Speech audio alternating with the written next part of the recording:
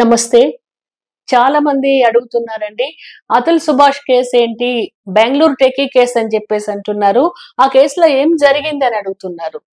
మనం ఒక రకంగా చెప్పాల్సొస్తే, ఈ వివాహానికి సంబంధించినటువంటి చట్టాలను చాలా మంది మహిళలు వాళ్ళ చుట్టాలుగా వాడుకుంటున్నారు.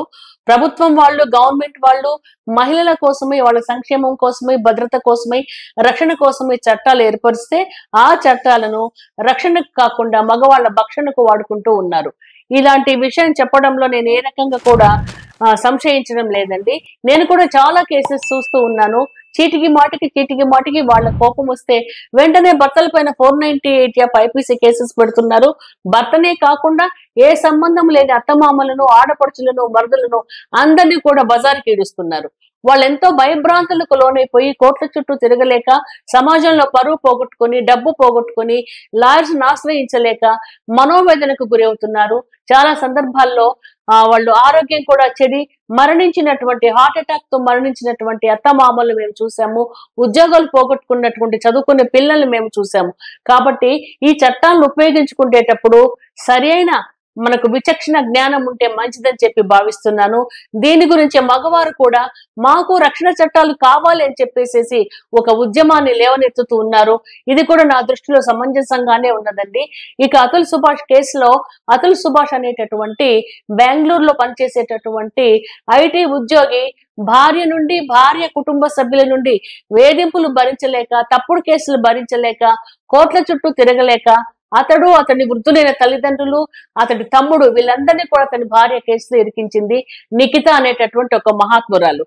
ఇతను ఏం చేశాడంటే, కోట్ల చుట్టూ తిరగలేక, తర్వాత అతనికి మైనర్ బాబు ఉన్నాడు.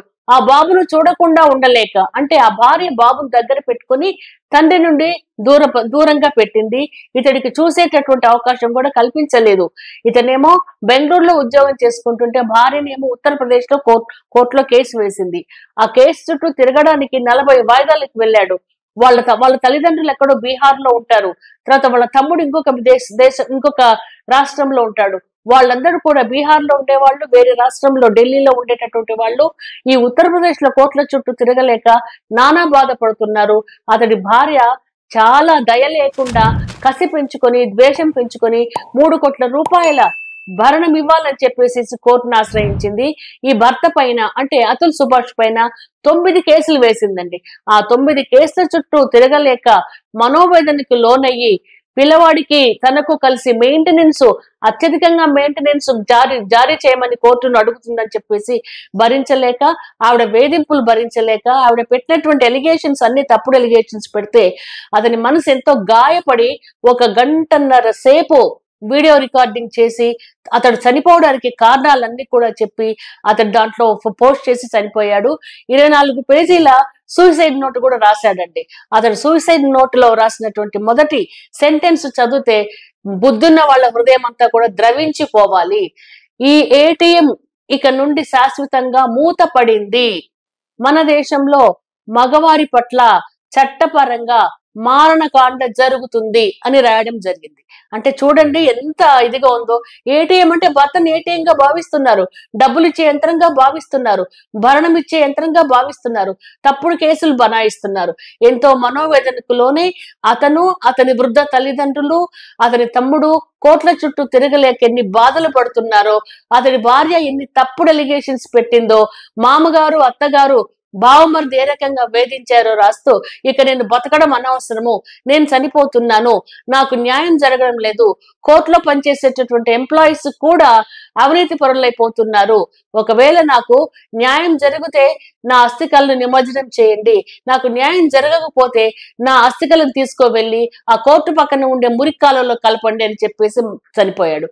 కాబట్టి అత్యంత దారుణమైన విషయంగా మనం భావించాలి. ఇకనైనా ఈ 498 ఐపీసీ కేసెస్, తప్పుడు కేసెస్ బనాయించకుండా చట్టబద్ధంగా పోలీసులు వ్యవహరిస్తే ఇలాంటి ఆత్మహత్యలను, దుర్మరణాలను మనము ఆపిన వారమైపోతామండి. నో డౌట్ ఇతను చనిపోయిన తర్వాత, అంతా అయిపోయిన తర్వాత పోలీసు పోలీసులు అతని భార్యను, అత్తమామలను, అతని బావమరిదిని అరెస్ట్ చేయడం జరిగింది. మరి ఎంతవరకు వాళ్ళు ఇన్వెస్టిగేషన్ చేస్తారో, ఎంతవరకు చనిపోయిన అతడి ఆత్మకు శాంతి కలిగిస్తారో మనం వేచి చూడాలండి. కాబట్టి మహిళలకు ఉండేటటువంటి చట్టాలను వాళ్ళకి రక్షణగా వాడుకోవాలి తప్ప ఆ భర్త యొక్క కుటుంబ సభ్యులను వేధించుటకు, హింసించుటకు వాడుకుంటే ఇలాంటి పరిణామాలే వస్తాయని చెప్పేసి నేను మనవి చేస్తున్నాను. ఒక 3 days బ్యాక్ సుప్రీంకోర్టు వాళ్ళు ఒక చక్కటి జడ్జిమెంట్ ఇచ్చారండి. ఇందాకే మనం చెప్పుకున్నాము అతుల్ సుభాష్ ఆత్మహత్య కేసు గురించి. దానికి సంబంధించి ఇలాంటి ఇన్సిడెంట్లన్నీ జరిగిన తర్వాత జడ్జిమెంట్ ఇవ్వడం జరిగింది. ఏంటంటే భరణము ఆడపిల్లలు విడాకులు తీసుకునే సందర్భంగా, లేక 498 ఆఫ్ ఐపీసీ కేసెస్ వేసిన తర్వాత కాంప్రమైజ్ సందర్భంగా అత్యధిక మొత్తంలో భరణాన్ని రాబట్టాలనేటటువంటి ప్రయత్నాలు చేస్తున్నారు.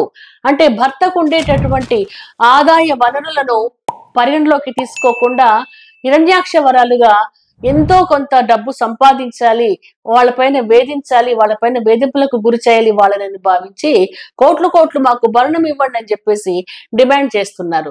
ఇలాంటి భరణాలు చాలా అత్యాశపూర్వకంగా అడిగేటటువంటి పర్మనెంట్ ఎలిమనీలని భావించినటువంటి గౌరవ సుప్రీంకోర్టు వాళ్ళు, మీరు ఈ భరణాన్ని ఎక్కువగా అడిగితే అది చాలా తప్పు అవుతుంది. వివాహం అన్నది 2 కుటుంబాల మధ్య ఉండేటటువంటి బంధుత్వానికి పునాది అవుతుంది. రెండు జీవితాలకు పునాది అవుతుంది తప్ప దాన్ని ఒక వెంచర్ లాగా భావించకండి, కమర్షియల్ వెంచర్ లాగా వివాహాన్ని లేక భరణాన్ని భావించకండి అని సుప్రీంకోర్టు వాళ్ళు బుద్ధి చెప్పారండి ఒకనొక కేసును విచారించే సందర్భంలో. ఈ కేసులో జరిగింది ఏంటంటే, భరణం ఇవ్వాలని చెప్పేసి ఒక భార్య 500 కోట్లు భరణం కావాలి, శాశ్వత మనోవర్తి కావాలి నా భర్త నుండి అని అత్యాశకు పోయి విపరీతంగా కోర్టును ఆశ్రయించి కోర్టు వారిని అడగడం జరిగింది. నా భర్తకు 5,000 కోట్ల ఆస్తి ఉన్నది, నాకు 500 కోట్ల ఆస్తి కావాలి అని చెప్పేసి అడిగింది. సుప్రీంకోర్టు వాళ్ళు, అమ్మా నీకు 500 కోట్ల ఆస్తి ఎందుకు ఇవ్వాలి, దీన్ని ఏ రకంగా నువ్వు భావిస్తున్నావు? నో డౌట్ నీ భర్తకు 5,000 కోట్ల ఆస్తి ఉందని నువ్వు చెప్పినప్పటికీ కూడా భరణం అన్నది న్యాయబద్ధంగా నీ జీవితం, తదుపరి జీవితం గడిపేంత వరకు ఇవ్వడం అయితే సమంజసంగా ఉంటుంది. ఒకవేళ నీకు భరణం ఎక్కువ ఇచ్చిన తర్వాత భర్త పాపరయ్యి ఆ ఉద్యోగం పోగొట్టుకొని వ్యాపారంలో నష్టం వచ్చి అతను నష్టపోతే తీసుకున్న భరణం తిరిగి నువ్వు ఇస్తావా? కాబట్టి న్యాయబద్ధంగా భరణాన్ని అడిగితే బాగుంటుంది. అది భర్త యొక్క ఆదాయ వనరులను కూడా మేము అప్లికబుల్ చేసుకుంటాము. నీ ఎడ్యుకేషన్ ఏంటి, అతని ఎడ్యుకేషన్ ఏంటి, నీ జీవన పరిస్థితులు ఏంటి, అతని జీవన పరిస్థితులు ఏంటి, ఇలాంటి ఇత్యాది విషయాలన్నీ కూడా పరిగణలోకి తీసుకొని మాత్రమే శాశ్వత మనోవర్తి అడగాలి. అత్యాశకు పోయి ఎక్కువ అమౌంట్లు అడిగినా కూడా మేము ఇవ్వము అని చెప్పేసి 500 కోట్ల ఆస్తి కావాలి అని అడిగినటువంటి భార్యకు 12 కోట్ల భరణాన్ని మాత్రమే కోర్టు వాళ్ళు గ్రాంట్ చేయడం జరిగింది. ఇక్కడ 12 కోట్లు అంటే మనం భయపడిన అవసరం లేదండి. 500 crores ఉన్నాయని చెప్పేసి ఆవిడ ప్రూవ్ చేశారు కాబట్టి 12 కోట్లు భరణం ఇవ్వాలని చెప్పేసి అడిగింది. ఈ కోర్టు వాళ్ళు గ్రాంట్ చేశారనమాట. కాబట్టి శాశ్వత మనోవర్తి అడిగేటప్పుడు కొన్ని రూల్స్ అండ్ రెగ్యులేషన్స్ కోర్టు వాళ్ళు ఫ్రేమ్ చేసుకోవడం జరిగింది.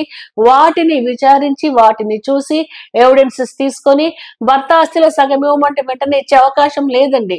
భర్త అమ్మా నాన్నలకు చాలా ఆస్తి ఉంది, ఆస్తి పనులు మాకు కూడా కట్టబెట్టండి, ఆస్తిని డబ్బులంటే ఇవ్వరండి. ఎందుకంటే భర్త సంపాదనను కూడా తీసుకుంటారు, భర్త పేరు మీద ఉండే ఆస్తిని కూడా పరిగణిస్తారు. వాళ్ళ అమ్మా నాన్న సంపాదించిన ఆస్తి ఉందంటే ఆ ఆస్తికి అమ్మాయి భరణానికి ఏ రకమైన సంబంధం లేదు. చాలా మంది తెలియక వాళ్ళ ఆస్తిలో మాకు సగం ఇవ్వండి అని అడుగుతుంటారు. భర్త ఆస్తిలో సగం ఇచ్చేటటువంటి చట్టాలు ఎక్కడా లేవండి.